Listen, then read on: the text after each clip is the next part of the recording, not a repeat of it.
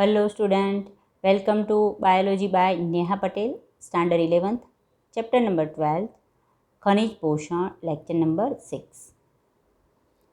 આજનો આપણો topic number 12.2.3. તમારા ટેક્સ્ટબુકમાં પેજ નંબર 198 પર, અને એનું નામ છે આવશ્યક તત્વોની ઉણપના ચિહ્નો, deficiency symptoms of essential elements. Last બંને લેક્ચરમાં આપણે વિવિધ પ્રકારના જે આવશ્યક તત્વો એટલે કે આવશ્યક ખનિજ તત્વો છે એનું શોષણ કઈ રીતે થાય અને એની વનસ્પતિના જીવનમાં ભૂમિકા શું છે એના વિશેની માહિતી મેળવી ગયા છીએ. આમ જોવા જાઓ તો દરેક જે આવશ્યક ખનિજ તત્વ છે એના ઉણપના ચિહ્નો હોય છે. તો પહેલાં તો ઉણપના ચિહ્નો વિશે સમજવું જોઈએ. અહીંયા તમને સામાન્ય સાથે લઈને આ ટોપિક દર્શાવેલો છે. ખરીવાર એવું પણ થાય છે કે દરેક જે 13 ખનિજ તત્વો વિશે માહિતી જોઈ એમાં શોષણ કઈ રીતે થાય, એની ભૂમિકા શું, અને પછી દરેકના ઉણપીય ચિહ્નો શું એ પણ અલગ હોય છે. પરંતુ અહીંયા તમારે સિલેબસ થોડો અહીંયા સિમ્પલ કરી નાખ્યો છે, ટોપિક થોડો ઓછો કરી નાખ્યો છે. અને હવે આપણે સિમ્પલ ટોપિકથી શરૂઆત કરીશું અને એક વ્યાખ્યા સમજીશું. પહેલાં તો ખાસ અહીંયા ટોપિક અને પોઈન્ટ પાડવા અલગ બહુ જરૂરી છે. બધો પોઈન્ટ સાથે આપેલો છે. કઈ રીતે ટોપિક પાડવા એ પણ જરૂર લાગે તો જોતા જઈએ. ચલો તો સ્ટાર્ટ કરીએ. Very easy point. પહેલાં તો બધાને ખાસ આવશ્યક ખનિજ તત્વો વિશેની જે આગળના 2 લેક્ચર છે એ કમ્પ્લીટ તૈયાર થઈ ગયા છે. પછી આ લેક્ચરથી આપણે શરૂઆત કરીશું. હવે બધા સિમ્પલ પોઈન્ટ છે. સૌપ્રથમ એક વ્યાખ્યા આપણે સમજવાની છે જેનું નામ છે સંક્રાંતિ સાંદ્રતા. શું છે એ જુઓ. આવશ્યક ખનિજ તત્વોની મર્યાદિત પ્રાપ્યતા હોવાને લીધે વનસ્પતિની વૃદ્ધિ અવરોધાય છે. સામાન્ય રીતે આગળ પણ આપણે વાત કરી કે જે આવશ્યક ખનિજ તત્વો છે એ દરેકનું ચોક્કસ પ્રમાણ છે, દરેકનું નિર્ધારિત પ્રમાણ છે કે આ જે તે ખનિજ તત્વ છે એ આટલા ગ્રામ જરૂરી છે, પર કિલોગ્રામ શુષ્ક વજનમાં આટલું જોઈએ, એક્ઝેક્ટલી આટલું જોઈએ. દરેકનું કોન્સન્ટ્રેશન, દરેકની સાંદ્રતા એ આવશ્યક હોય છે. બીજું કે આવશ્યક ખનિજ તત્વો છે વનસ્પતિને ખૂબ જ જરૂરી હોય એટલે વનસ્પતિ એને શોષી લે, બરાબર. પરંતુ જો એટલું પ્રમાણ વનસ્પતિને ન મળે, મર્યાદિત પ્રાપ્યતા છે. રીઝન શું કે સતત શોષાય છે એટલે જમીનમાં ભાઈ એનું પ્રમાણ ઓછું હોય. આગળ પણ આપણે વાત કરી કે જેમ જરૂરિયાત વધારે વનસ્પતિની એમ જમીનમાં તેનું પ્રમાણ ઓછું હોય. એટલે એવું થાય મર્યાદિત પ્રમાણ હોવાને લીધે જો એનું પ્રમાણ ઓછું હોય તો વનસ્પતિની વૃદ્ધિ ક્યાંક ને ક્યાંક અવરોધાય. કારણ કે બધા જ આવશ્યક ખનિજ તત્વો એ વનસ્પતિની ચયાપચય ક્રિયાઓ, ઉત્સેચકોની સક્રિયતાઓ, કોષ વિભાજન સાથે તો સંકળાયેલા છે જ ક્યાંક ને ક્યાંક. આવશ્યક તત્વની જે સાંદ્રતાથી ઓછી સાંદ્રતાએ વનસ્પતિની વૃદ્ધિ અવરોધાય એ સાંદ્રતાને એની સંક્રાંતિ સાંદ્રતા કહેવાય. આ એની વ્યાખ્યા છે. સંક્રાંતિ સાંદ્રતા એટલે શું, બરાબર? તો અહીંયા આટલી વ્યાખ્યા કરવાની છે કે દરેક આવશ્યક ખનિજ તત્વ એની મર્યાદિત પ્રાપ્યતા હોવાને લીધે, મર્યાદિત પ્રાપ્યતા એટલે પ્રમાણ મર્યાદિત છે તો વનસ્પતિની વૃદ્ધિ અવરોધાય. હવે દરેક પર્સનલી એકની વાત છે કે એની ચોક્કસ સાંદ્રતા હોય કે આટલું તો વનસ્પતિને વૃદ્ધિ માટે જોઈએ છે. હવે જેટલા પ્રમાણથી ઓછી થાય, ખાલી હું તમને એક્ઝામ્પલ આપું છું, XYZ કરીને એક્ઝામ્પલ આપું છું.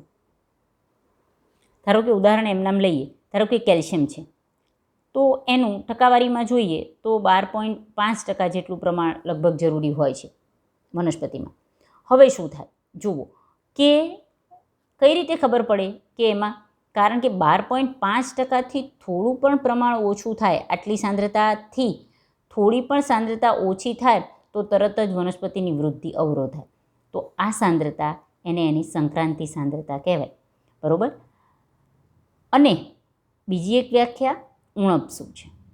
જ્યારે જે તત્વની સાંદ્રતા તેની સંક્રાંતિ સાંદ્રતા કરતાં ઓછી હોય ત્યારે તે તત્વની ઉણપ કહેવાય. બીજી વ્યાખ્યા, જે તે તત્વની ઉણપ એટલે શું, તો એની સંક્રાંતિ સાંદ્રતા તો ખબર પડી ગઈ કે જે સાંદ્રતાથી વનસ્પતિમાં એનું પ્રમાણ ઓછું હોય તો તરત જ કંઈક એની વનસ્પતિની વૃદ્ધિ અવરોધાય તો એમ કહીએ કે આ તત્વની આ સંક્રાંતિ સાંદ્રતા છે. હવે આ સંક્રાંતિ સાંદ્રતા કરતાં જો એ તત્વની સાંદ્રતા ઓછી હોય તો આપણે એમ કહીએ કે એનું પ્રમાણ ઓછું છે તો વનસ્પતિમાં એને કેલ્શિયમની શું કહેવાય, ઉણપ છે. જોઈએ એના કરતાં પ્રમાણ ઓછું છે તો એને આપણે શું કહીએ, ઉણપ કહીએ. 2 વ્યાખ્યા સમજી ગયા? યાદ કરી લો, લખી લો. સંક્રાંતિ સાંદ્રતા શું અને ઉણપ શું. નેક્સ્ટ તમારો પોઈન્ટ છે ઉણપીય ચિહ્નો શું. નેક્સ્ટ વ્યાખ્યાઓ, બધી વ્યાખ્યા જ છે. આ પહેલી હેડિંગ કરીને તમારે સંક્રાંતિ સાંદ્રતા કરીને આ સમજાવવાનું. સેકન્ડ, તત્વની ઉણપ શું, બરાબર. થર્ડ, ઉણપીય ચિહ્નો શું. હવે જો કે જે તે તત્વ આગળ જ જોઈ ગયા કે વનસ્પતિમાં એકથી વધુ કોઈ ચોક્કસ સંરચનાત્મક કે કાર્યાત્મક ભૂમિકા ભજવે. આપણે બધું જોયું કે ધારો કે મેંગેનીઝ છે તો પ્રકાશ સંશ્લેષણ દરમિયાન પાણીના વિભાજન માટે જરૂરી છે. પછી ધારો કે કોપર છે તો રેડોક્સ પ્રક્રિયા સાથે સંકળાયેલા ઉત્સેચકોમાં જરૂરી છે. ધારો કે મેગ્નેશિયમ છે તો ક્લોરોફિલના બંધારણમાં જરૂરી છે. દરેક કોઈ તત્વ છે એકથી વધુ ચોક્કસ કાં રચનાનો સંરચનાત્મક ઘટક હોય કાં પછી કોઈ ચોક્કસ ક્રિયા સાથે સંકળાયેલો હોય. એટલે શું થાય કે જો કોઈ નિયત તત્વ, એક્ઝેક્ટલી કોઈ તત્વની ગેરહાજરી છે તો વનસ્પતિઓમાં કેટલાક બાહ્યાકાર ફેરફારો જોવા મળે. ચલો સિમ્પલ જ વાત કરીએ, મેગ્નેશિયમની જ વાત કરીએ. આપણે કીધું મેગ્નેશિયમ એ કોના રચના માટે જરૂરી છે? ક્લોરોફિલના બંધારણ માટે જરૂરી છે. મેગ્નેશિયમની જેટલી સાંદ્રતા જોઈએ એના કરતાં જો સાંદ્રતા ઓછી હોય તો શું થાય? મેગ્નેશિયમ પૂરતું નથી તો પ્રોપર ક્લોરોફિલ બનતું નથી. ક્લોરોફિલ હોય તો વનસ્પતિમાં જે લીલો કલર છે એ દેખાઈ આવે, જોઈ શકાય છે. પ્રોપર ક્લોરોફિલ નથી બનતું તો વનસ્પતિમાં લીલો કલર નથી દેખતો, પીળાશ પડતો કલર જોવા મળે, પણો પીળા પડવા માંડે. ક્લોરોફિલ ન હોય તો પ્રકાશ સંશ્લેષણ ન થાય. પ્રકાશ સંશ્લેષણ નથી થતું, વનસ્પતિને પોતાનો ખોરાક નથી મળતો. ખોરાક નથી મળતો તો વનસ્પતિની વૃદ્ધિ પણ અવરોધાય. તો વૃદ્ધિ અવરોધાય છે એટલે જેટલું ઝડપી વૃદ્ધિ પામતું હોય નથી પામતું, કે પછી પર્ણો પીળા પડે છે. એટલે જુઓ, ક્રિયામાં કે બાહ્ય દેખાવમાં કંઈક ચિહ્નો દેખાયા, ચિહ્નો પરથી કહી દો કે ભાઈ હા કંઈક ઉણપ છે. કોની ઉણપ છે? તો મેગ્નેશિયમની. કારણ કે જે ચિહ્નો દેખાય છે એ મેગ્નેશિયમની ઉણપના છે. આપણે મનુષ્યમાં આપણને જ ખબર હોય કે શરીરમાં ઘણીવાર એવું થાય કે ચલો હાથ કે જે નખના આંગળા કે કંઈક પીળાશ પડતા થઈ છે તો તરત જ એ દેખાવ થયો, બાહ્ય દેખાવમાં કંઈક ફેરફાર થયો તો તરત આપણે કહી કે ભાઈ શરીરમાં લોહીની ઉણપ છે.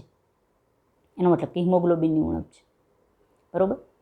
તો જુઓ કે જે તે તત્વ એ એક કે વધુ ચોક્કસ સંરચનાત્મક કે કાર્યાત્મક ભૂમિકા ધરાવે તો કોઈ નિયત તત્વની ધારો કે ગેરહાજરી હોય કે પ્રમાણ જે સંક્રાંતિ સાંદ્રતાથી ઓછું હોય એટલે કે ઉણપ હોય તો વનસ્પતિઓમાં કંઈક બાહ્યાકાર ફેરફારો એવા દર્શાવે છે. આ બાહ્યાકાર ફેરફાર એટલે કે જે હોવું જોઈએ એના કરતાં કંઈક ફેરફાર થયો. હમણાં જ મેં કહ્યું કે મેગ્નેશિયમ પૂરતું નથી અથવા મેગ્નેશિયમ ગેરહાજર છે તો શું બાહ્યાકાર ફેરફાર થાય? વનસ્પતિની વૃદ્ધિ અવરોધાય. જેટલું ઝડપથી વૃદ્ધિ પામતી હોય ન પામે અથવા એના પર્ણ પીળા પડી જાય. તો આ બાહ્યાકાર ફેરફાર પરથી આપણને ખબર પડી જાય કે એમાં કોઈ ચોક્કસ તત્વની ઉણપ છે. કોની ઉણપ છે? તો મેગ્નેશિયમની. ખાલી ઉદાહરણ લઉં છું. તો એને જે તે તત્વની અપ્રાપ્યતા એટલે કાંઈ તત્વ ટોટલી ગેરહાજર હોય અથવા ઉણપના ચિહ્નો. ઉણપ એનો મતલબ કે એની સંક્રાંતિ સાંદ્રતા કરતાં પ્રમાણ ઓછું હોય, એના ચિહ્નો કહે છે. તો થર્ડ વ્યાખ્યા મેં તમને સમજાવી દીધી છે. લખવાની આ રીતે છે: અપ્રાપ્યતા કે ઉણપીય ચિહ્નો હેડિંગ રહેશે થર્ડ સેન્ટેન્સ, બરાબર. આ જ રીતે નોટ્સ બનાવશું. ચલો આગળ તમને કહે છે કે અપ્રાપ્યતાના લક્ષણો, એના વિશે જ વાત કરીએ છીએ. અહીં વ્યાખ્યા પૂરી થાય છે પણ એના વિશે આગળ વાત કરીએ છીએ કે અપ્રાપ્યતાના લક્ષણો તત્વ અનુસાર જુદા જુદા હોય. દરેકનું ભાઈ ભૂમિકા અલગ છે તો એના કારણે વનસ્પતિ, એની ગેરહાજરીના કારણે વનસ્પતિમાં જે ફેરફાર થાય એ પણ અલગ અલગ હોય. સિમ્પલ તમને વાત કરું, ખાલી એક્ઝામ્પલ આપું છું કે તમને ફિઝિક્સના ટીચર છે ફિઝિક્સ ભણાવે છે, બાયોલોજીના ટીચર બાયોલોજી ભણાવે છે. સમજો એવું થયું કે કોઈ કારણસર તમારા બાયોલોજીના ટીચર છે એ 4 મહિના માટે ગેરહાજર છે સ્કૂલમાં. કોની ગેરહાજરી થઈ? બાયોલોજીના ટીચર. તો ભાઈ તમારો ફેરફાર શું થયો? તમારામાં શું ફેરફાર દેખાયો? સ્ટુડન્ટને બાયોલોજી આવડતું નથી. જ્યારે પણ એક્ઝામ લેવામાં આવે બધા સબ્જેક્ટની તો બાયોલોજીમાં માર્ક્સ ઓછા આવ્યા, તરત ખબર પડી જાય ભાઈ પ્રિન્સિપલને કેમ બાયોલોજીમાં માર્ક્સ ઓછા આવ્યા છે, તો બાયોલોજીના ટીચર ગેરહાજર છે એટલે. સમજાય છે? આ ખાલી ઉદાહરણ છે. તો અપ્રાપ્યતાના લક્ષણો તત્વ અનુસાર જુદા જુદા હોય અને તેની અપ્રાપ્યતાની પૂર્તિ કરવાથી એ દૂર થાય. મેગ્નેશિયમના ચિહ્નો દેખાયા તો આપણને ખબર પડી કે ભાઈ પર્ણો પીળા પડ્યા છે મેગ્નેશિયમની ગેરહાજરીને કારણે, તો આને શું આપવું પડે? મેગ્નેશિયમ આપો તો તરત જ ધીમે ધીમે પાછા પર્ણ લીલા થવા માંડશે. પાછી વૃદ્ધિ વધવા માંડશે. સેમ વસ્તુ આપણે હમણાં જે ઉદાહરણ જોયું કે બાયોલોજીમાં માર્ક્સ આવે છે, ઓછા આવ્યા છે, ભાઈ બાયોલોજીના ટીચર ગેરહાજર છે, એમને પાછા બોલાવો અથવા નવા ટીચર મૂકો, બરાબર. એમની ઉણપ છે એ પૂરી કરો, એમની અપ્રાપ્યતા છે એને દૂર કરો, પ્રાપ્ય કરાવો એ વસ્તુ. આથી તે ઉણપો, બરાબર છે, તેની અપ્રાપ્યતાની પૂર્તિ કરવાથી એ દૂર થાય. આથી જો ઘણીવાર એવું થાય કે ઉણપ સતત જળવાઈ રહે તો છેવટે વનસ્પતિ મૃત્યુ પામે. મેગ્નેશિયમ તમે આપો જ નહીં, અને મેગ્નેશિયમ છે જ નહીં, ધારો કે ચલો ખાલી એક મેગ્નેશિયમની વાત નથી કરતા, નાઇટ્રોજનની વાત કરો તો તરત જ, કારણ કે નાઇટ્રોજન તો અનિવાર્ય ઘટક છે. નાઇટ્રોજન ન આપો કોષ વિભાજન જ ન થાય, વનસ્પતિની વૃદ્ધિ જ ન થાય, પર્ણ જ ન બને, કારણ કે નવા કોષો બની જ ન શકે. નવા કોષોના નિર્માણ માટે નાઇટ્રોજન જોઈએ, પ્રોટીનના નિર્માણ માટે નાઇટ્રોજન જોઈએ. હવે તમે નાઇટ્રોજન નથી જ આપતા તો શું થાય? વનસ્પતિની વૃદ્ધિ થઈ જ ન શકે, વનસ્પતિ પોતાનું જીવનચક્ર પૂરું ન કરે. આગળ જ આપણે આવશ્યક ખનિજ તત્વોની એક વ્યાખ્યા એ જ કહી હતી કે એવું તત્વ કે જેની ગેરહાજરીમાં વનસ્પતિ પોતાનું જીવનચક્ર પૂરું નથી કરી શકતી અને એનું કામ બીજું કોઈએ નથી કરી શકતું. એટલે તમારે નાઇટ્રોજન આપવું જ જોઈએ. સામાન્ય રીતે જે પણ ખેતી સાથે સંકળાયેલા લોકો હશે એને આઈડિયા હશે, અથવા તમને જાણ કરું કે મોટા ભાગે જે ખાતર આપવામાં આવે છે નાઇટ્રોજનયુક્ત ખાતરો વધારે આપવા જોઈએ છે, કારણ કે નાઇટ્રોજનની વનસ્પતિની જરૂર પડે છે. યુરિયા જે આપીએ છીએ એ છે શું? યુરિયા તો નામ સાંભળ્યું હશે ઘણા બધા લોકોએ કે યુરિયા ખાતર આપ્યું. યુરિયા નાઇટ્રોજનનો જ એક પ્રકાર છે કે જે નાઇટ્રોજનથી ભરપૂર ઘટક છે. એટલે બીજું ખાતર તો કદાચ તમને આઈડિયા ન હોય, પણ યુરિયા તો દર વખતે નાખવું જ જોઈએ બીજો પાક લેતા પહેલાં, કારણ કે વનસ્પતિએ નાઇટ્રોજન શોષી જ લીધું હોય, નાઇટ્રોજનની ઉણપ રહે છે, બરાબર. તો યુરિયા આપો, એટલે પણ તમે ન જ આપો તો છેવટે વનસ્પતિ શું થાય? મૃત્યુ પામે છે. અને વનસ્પતિઓનો જે ભાગ તત્વની અપ્રાપ્યતાના લક્ષણો દર્શાવે છે તેનો આધાર શેના પર રહે? આપણે એમ કહીએ કે કયા ભાગમાં, મેં હમણાં એમ કીધું કે પર્ણમાં ક્યાંક તકલીફ થઈ, કોઈ વાર એમ થાય કે પુષ્પનું નિર્માણ ન થાય, ક્યાંક ફળ પૂરું ન બને, ફળ પાકે નહીં. તો વનસ્પતિના જે ભાગ તત્વની અપ્રાપ્યતાના લક્ષણ દર્શાવે છે તેનો આધાર તત્વની વહનશીલતા પર રહે છે. તો અહીંયા હું નેક્સ્ટ પોઈન્ટ જ સ્ટાર્ટ કરું છું. તત્વની વહનશીલતા એટલે શું? બરાબર છે. પહેલો પોઈન્ટ આપણે જોયો સંક્રાંતિ સાંદ્રતા, સમજતા જજો. બીજું જોયું તત્વની ઉણપ. નેક્સ્ટ થર્ડ નંબરની વ્યાખ્યા જોઈ અપ્રાપ્યતા કે ઉણપ્ય ચિહ્નો. ફોર્થ આપણે સેન્ટેન્સ જોઈશું તત્વની વહનશીલતા. થોડું ઘણું આના વિશે ચેપ્ટર નંબર 11માં સમજી ગયા છીએ કે અમુક તત્વો છે એ વહનશીલ હોય છે, અમુક તત્વો એ વહનશીલ હોતા નથી. વહનશીલ હોવાનો મતલબ શું? સામાન્ય રીતે જે ખનિજ તત્વો છે એ વનસ્પતિના જે તે ભાગોમાં હોય. હવે ધારો કે જૂના પર્ણો, આપણને ખબર છે કે દરેક અંગ એનો કોઈ ચોક્કસ સમયગાળો છે. ધારો કે પર્ણ છે એક સમય થાય પછી આપણને ખબર છે પરિપક્વ થાય, પાકું થવા માંડે, ઘરડું થવા માંડે. અને જે પર્ણ ઘરડું થવાનું છે તો ચોક્કસ સમય દરમિયાન એમાં પતન થઈ જવાનું છે, એ ખરી પડવાનું છે. એ જો ખરી પડે તો એમાં રહેલા ખનિજ તત્વો પણ વનસ્પતિમાંથી દૂર થઈ જાય. તો વનસ્પતિ શું કરે છે કે એમાંથી અમુક ખનિજ તત્વોને શોષી અને જે કુમળા કે તરુણ પર્ણો કે જે વિકાસ પામતા હોય એને જ્યાં જરૂર હોય ત્યાં આપી દે. હવે આ પર્ણ જવાનું જ છે તો એ પહેલાં એને ખેંચી અને આપણે એને આપી દેવું જરૂરી છે. તો તત્વની વહનશીલતાને આધારે તત્વોના બે પ્રકાર પડે છે, વહનશીલ તત્વો અને અવહનશીલ તત્વો. તો અહીંયા પહેલાં આપણે વહનશીલ તત્વની વાત કરી રહ્યા છીએ, બરાબર. જ્યારે પણ તમને પૂછે છે કે તત્વની વહનશીલતા પર અપ્રાપ્યતાના લક્ષણો જોઈ શકાય, કયા અંગમાં છે, બરાબર, વનસ્પતિના કયા ભાગમાં અપ્રાપ્યતાના લક્ષણો છે એનો આધાર કયો રહે છે? તત્વની વહનશીલતા પર. તો તત્વની વહનશીલતા એને આધારે બે ભાગમાં બધા તત્વોને વહેંચી શકાય, વહનશીલ તત્વો અને અવહનશીલ તત્વો. પહેલાં વહનશીલ તત્વો. વનસ્પતિઓમાં સક્રિય રીતે વહન પામતા તત્વો કે જે તરુણ વિકાસશીલ પેશીઓમાં નિકાસિત થાય, એટલે કે જે જીર્ણપર્ણ ખરી પડવાનું છે એમાંથી એ તત્વો વહન પામી અને તરુણ પર્ણ એમાં નિકાસિત થાય. એનો મતલબ કે તરુણ પર્ણ ત્યાં પહોંચે, ટૂંકમાં ત્યાં વહન થઈને જાય. એવા કિસ્સામાં શું થાય? અપ્રાપ્યતાના ચિહ્નો જીર્ણ પેશીમાં જોવા મળે. સમજાય છે? ધારો કે નાઇટ્રોજન, પોટેશિયમ અને મેગ્નેશિયમ એ એવા તત્વો છે કે જે વહનશીલ છે, જે વહન પામી શકે છે. એટલે શું થાય કે એ જીર્ણ પેશીમાં રહેતા નથી, કારણ કે જીર્ણ પેશી તો આગળ જતાં એ પર્ણ ખરી પડવાનું છે. એટલે એ જીર્ણ પેશીમાંથી વહન પામીને તરુણ પર્ણમાં જતા રહે. તો એની અપ્રાપ્યતાના ચિહ્નો હોય ક્યાં એ ઓછા હોય? જીર્ણ પેશીમાં. તો આવા તત્વોના એટલે કે વહનશીલ તત્વોના અપ્રાપ્યતાના ચિહ્નો કયા ભાગમાં જોવા મળે? આપણે ભાગ વિશે માહિતી મળે છે એની વહનશીલતાના આધારે. તો જીર્ણ પેશીમાં એના જોવા મળે લક્ષણો. અને તમને વહનશીલ તત્વના ઉદાહરણ આપ્યા છે, જે પણ યાદ રાખીશું: નાઇટ્રોજન, પોટેશિયમ અને મેગ્નેશિયમ. એની ઉણપના લક્ષણો સૌપ્રથમ જીર્ણ પામેલા પર્ણમાં જોવા મળે છે. એનો મતલબ કે આ તત્વો છે એ વહનશીલ તત્વો છે, એટલે જીર્ણ પેશીમાંથી એ વહન પામી અને તરુણ પર્ણમાં જતા રહે છે. જીર્ણ પર્ણોમાં તે તત્વ ધરાવતા જૈવિક અણુઓનું વિઘટન થાય. ચલો, નાઇટ્રોજન જતું રહે તો શું થાય? નાઇટ્રોજન ધરાવતો જે એમિનો એસિડ ન બને, પ્રોટીનનું નિર્માણ ન થાય. મેગ્નેશિયમ જતું રહે છે તો મેગ્નેશિયમ ધરાવતા ક્લોરોફિલ એનું નિર્માણ ન થાય. બરાબર? તો જે તે તત્વ એ વહન પામી અને તરુણ પેશીમાં જતું રહે છે, તો આ તત્વ ધરાવતા જૈવિક અણુઓનું પણ નિર્માણ નથી થતું અને એના ઉણપ્ય ચિહ્નો તરત જ જીર્ણ પેશીમાં જોઈ શકાય. તો એમસીક્યુ માટે પણ. હવે જુઓ, અહીંયાથી બીજા પ્રકારના તત્વની વાત થાય છે, અવહનશીલ તત્વ. અવહનશીલ તત્વ એ પરિપક્વ એટલે કે જે જીર્ણ પામતા અંગો, જે પાકા થઈ જતા હોય, વૃદ્ધ થતા હોય, એ અંગોમાંથી બહાર નથી નીકળી શકતા, કારણ કે એ અવહનશીલ છે. એટલે શું થાય કે જીર્ણ પેશીમાં તો એની હાજરી હોય જ, પરિપક્વ પેશીમાં તો એની હાજરી હોય જ, પરંતુ કુમળા પર્ણ છે એને પૂરતા ન મળે. તો એના ચિહ્નો ક્યાં જોઈ શકાય? તરુણ પેશીમાં. તેથી અપ્રાપ્યતાના લક્ષણો ત્યાં તરુણ પેશીમાં જોવા મળે.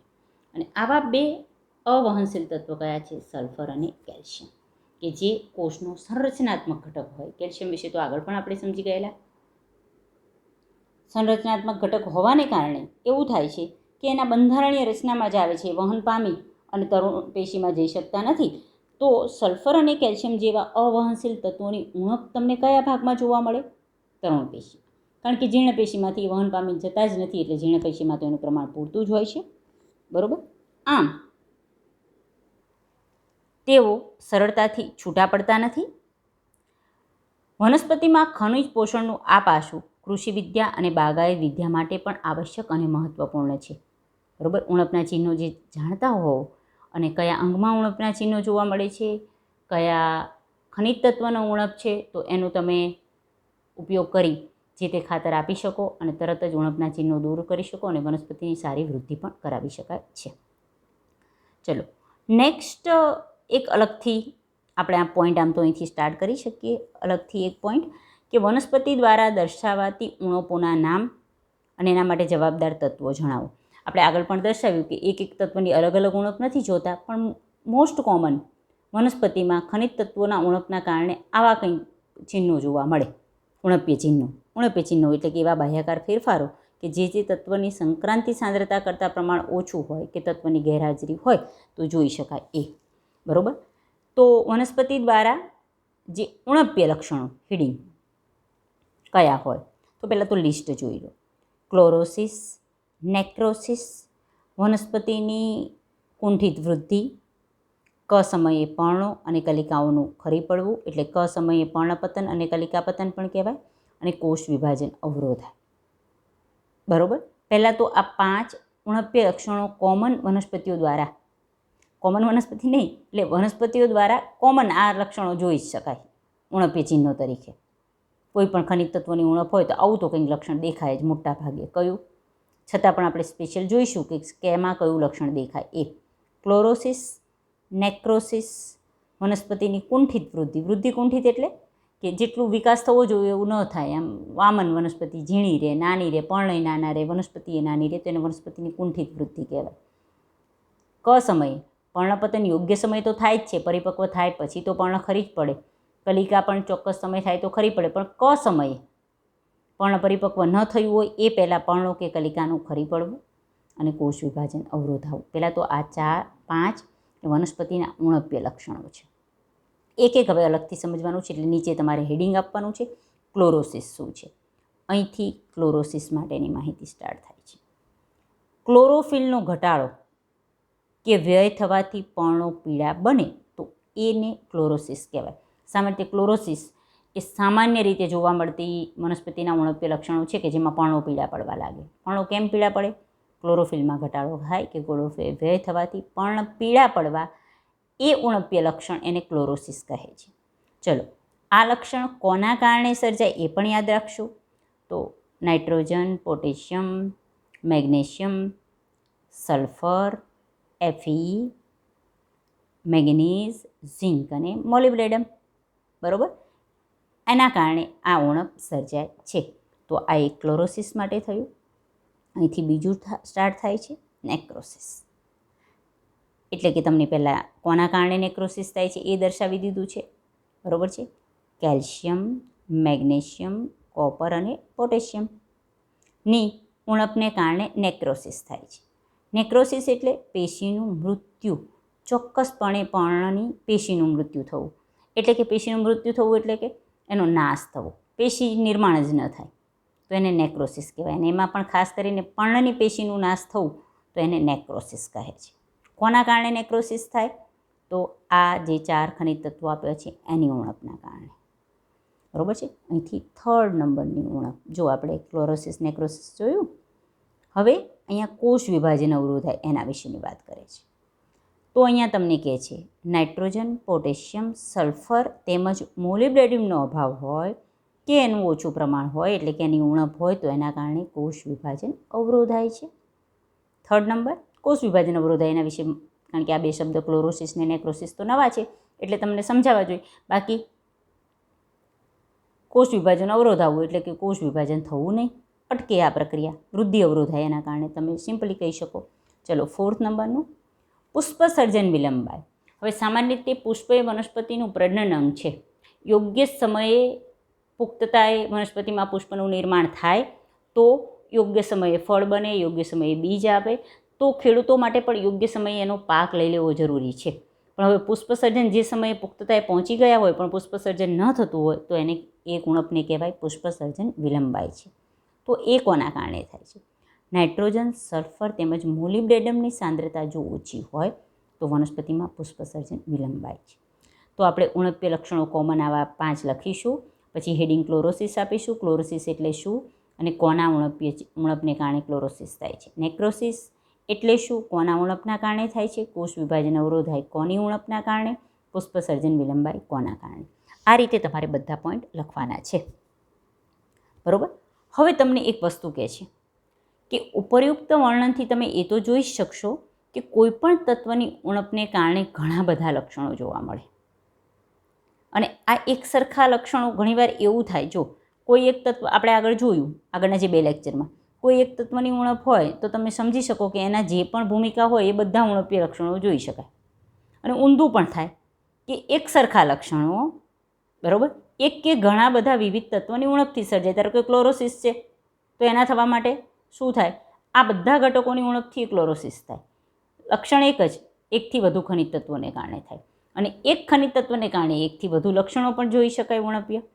આમ ઉણપ પામતું તત્વ ઓળખવા માટે તમારે વનસ્પતિના વિવિધ ભાગોમાં જોવા મળતા લક્ષણોનો શું કરવો પડે? અભ્યાસ કરવો પડે. પછી એનું પ્રમાણિત કોઈ કોષ્ટક તૈયાર થયું હોય એની સાથે તુલના કરવી પડે. કોઈ લક્ષણ જુઓ તો ભાઈ આ લક્ષણ છે તો આ તત્વની ઉણપના કારણે થાય છે તો આ તત્વની ઉણપ હોવી જોઈએ. કોઈ આ ભાગમાં જોવા મળે છે તો ભાઈ આ, તો એ રીતે તમે એનું એનાલિસિસ કરી અને જાણી શકો. બરાબર, તુલના કરવી પડે. આપણે એ વાતની પણ જાણકારી રાખવી પડે કે એક તત્વની ઉણપ જુદી જુદી વનસ્પતિમાં પણ ભિન્ન ભિન્ન લક્ષણોની પ્રતિક્રિયા દર્શાવતી હોય. એવું પણ બની શકે કે નાઇટ્રોજનની ઉણપ છે તો કોકમાં કુંઠિત વૃદ્ધિ દર્શાવતી હોય, બરાબર છે, કોકમાં નેક્રોસિસ દર્શાવતી હોય, કોઈમાં કોષ વિભાજન અવરોધાતું હોય. તો આ બધા જ પોઈન્ટને ધ્યાનમાં રાખી એટલે તમને એ દર્શાવવા માગે છે કે ઉણપીય ચિહ્નોને આધારે ઉણપ નક્કી કરવી એ બહુ તુલનાત્મક અને સમજવા જેવું કાર્ય છે. બધા જ પોઈન્ટ તમે ધ્યાનમાં રાખો ત્યારે જોઈ શકો કે વનસ્પતિમાં ઉણપના ચિહ્નો કઈ રીતે જોઈ શકાય છે. એ તમે આ પોઈન્ટ લખવા માટે એક જરાક દર્શાવી દઉં છું કે તમે આ રીતે દર્શાવી શકો કે વહનશીલ તત્વો એટલે શું એના વિશે લખી શકો. પછી અવહનશીલ તત્વો શું એના વિશે લખી શકો. બરાબર. એ સમજવા માટે એક ફિગર પણ તમારી સામે દર્શાવી દઉં કે જે વહનશીલ તત્વ છે 3 દર્શાવેલા છે અને આ તત્વો કે જે આ જે જીર્ણ પેશી છે એમાંથી વહન પામી અને તરુણ પેશીમાં જઈ શકતા નથી. સોરી વહન પામી શકે છે. એટલે આ તત્વો કે જે જીર્ણ પેશીમાંથી વહન પામી અને ક્યાં જાય? તરુણ પેશીમાં. તો વહનશીલ તત્વની ઉણપના ચિહ્નો તમને ક્યાં જોઈ શકાય? અહીંયા જીર્ણ પેશીમાં. મેં પીળું પડેલું પણ બતાવેલું છે એટલે જીર્ણ પેશી. કારણ કે આ જે નાઇટ્રોજન, પોટેશિયમ, મેગ્નેશિયમ એ બધા તત્વો શું થાય? વહનશીલ છે. એટલે જીર્ણ પામેલી પેશીમાંથી વહન પામી અને અહીંયા જઈ શકે. અહીં જતા રહે એટલે એની ઉણપના ચિહ્નો જીર્ણ પેશીમાં દેખાય. અવહનશીલ તત્વ કે જે અહીંથી વહન પામી અને અહીંયા જઈ શકતા નથી. એટલે આ પેશીમાં હાજર રહે. અહીં નથી જઈ શકતા એટલે એની ઉણપના ચિહ્નો ક્યાં જોવા મળે? તરુણ પેશીમાં જોવા મળે. આ રીતે આ પોઈન્ટ તમે યાદ રાખી શકો છો. તો આ બંને પોઈન્ટ મેં તમને ફિગરમાં પણ દર્શાવી દીધા. બરાબર છે. પછી જે આપણો જે ક્વેશ્ચન હતો કે વનસ્પતિઓ દ્વારા દર્શાવાતી ઉણપના નામ દર્શાવો, તો બધા જ આપણે નામ પહેલાં 5 દર્શાવી દેવાના છે. પછી જુઓ આ રીતે તમે હેડિંગ કરી શકો. ક્લોરોસિસ એટલે શું અને કોના કારણ? કયા તત્વોની ઉણપના કારણે થાય? નેક્રોસિસ એટલે શું? કોની ઉણપના કારણે થાય? વનસ્પતિની કુંઠિત વૃદ્ધિ. બરાબર. એટલે કે ઓછા વધતા પ્રમાણમાં કોષ વિભાજન ત્યાં અવરું થાય તો એ કોના કારણે થાય? અને પુષ્પસર્જન વિલંબ પડે એ કોના કારણે થાય? એટલે આ રીતે જો તમે લખો તો દરેકનું પ્રકાર એટલે ઇન્સોર્ટ દરેક ઉણપ શું કહેવા માગે છે, એનું લક્ષણ શું છે એ, અને કોની ઉણપના કારણે સર્જાય, એ રીતે આ ટૉપિક તમે દર્શાવી શકો છો. તો આના સાથે તમારી ટેક્સ્ટબુકનો ટૉપિક નંબર 12.2.3 એમાં જે બધી વ્યાખ્યાઓ ફરી એકવાર રિપીટ, સંક્રાંતિ સાંદ્રતા, તત્વની ઉણપ શું, અપ્રાપ્યતા કે ઉણપીય ચિહ્નો શું, એના ચિહ્નો જે ભાગ દ્વારા દર્શાવાય એનો આધાર તત્વની વહનશીલતા પર રહે. તો વહનશીલ તત્વ શું, કયા કયા વહનશીલ તત્વો છે, અવહનશીલ તત્વ શું, કયા કયા અવહનશીલ તત્વો છે, અને બંનેની ઉણપ કયા ભાગમાં જોવા મળે. MCQ માટે ખાસ ધ્યાન રાખશો. પછી એક અલગથી પોઈન્ટ સ્ટાર્ટ કર્યો આપણે વનસ્પતિમાં જોવા મળતા ઉણપીય લક્ષણો, એનું લિસ્ટ કરીશું. 4 પ્રકારના ઉણપીય લક્ષણો લખ્યા છે, એ શું છે અને કોની ઉણપના કારણે સર્જાય. સાથે કોમન એક પોઈન્ટ જોયો, કોઈ એક તત્વની ઉણપથી એકથી વધુ લક્ષણો પણ જોઈ શકાય અને કોઈ એક લક્ષણ માટે એકથી વધુ તત્વોની ઉણપ પણ જવાબદાર હોય. તો તમે તુલનાત્મક અભ્યાસ કરી અને જે તે તત્વ એની ઉણપના ચિહ્નો છે એ નક્કી કરી શકો. સાથે સાથે કોઈ એક તત્વની ઉણપના લક્ષણો ભિન્ન વનસ્પતિમાં પણ અલગ અલગ જોઈ શકાય છે. તો આના સાથે આપણો ટૉપિક નંબર 12.2.3 સારી રીતે આપણે પૂરો કરીએ છીએ. આજના લેક્ચરમાં કમ્પ્લીટ બધી વ્યાખ્યાઓ, બધા જ ખનિજ તત્વોના નામ યાદ રાખી લેશો. આજનો લેક્ચર અહીં પૂરો થાય છે. જય હિન્દ.